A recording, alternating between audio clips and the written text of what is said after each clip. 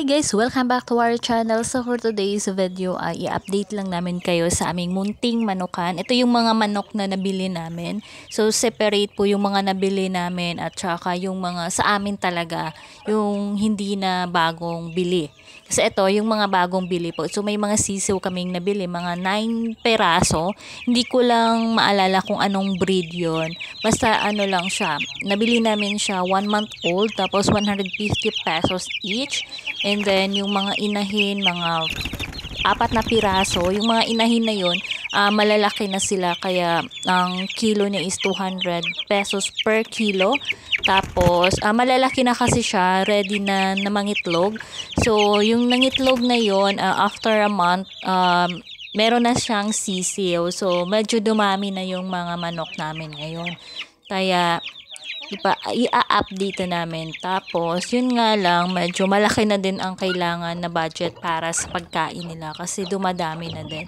So far, so good naman po. So, ayan yung mga sinabi kong sisiw na nabili namin. 1 month old pa lang sila dati. Tapos ngayon, medyo malalaki na. Siguro, 2 months old na sila ngayon. Malalakas na din sila kumain. Kailangan namin ikulong kasi ang panahon kasi sa Bohol, medyo siya hindi natin alam kasi biglang uulan tapos sobrang init, nagkakasakit kasi yung mga manok. So para safe sila, kailangan ikulong namin para hindi mabasa, ganon. Kasi sobrang init na rin sa Bohol tapos biglang uulan, ayun, nagkakasipon sila at saka ubo kasi. So ayan lang guys yung update ko. So yung iba nasa kulungan, ayaw namin ipalabas. So mostly yung nasa labas is yung mga malalaki na. So ayan, pinapakain na namin po ng hindi ko sure kung anong pellets. Kasi may tawag yung mga pagkain nila. So may ganyang mga pellets. May specific name. So hindi ko lang maalala kung ano yun. Basta pellets po siya.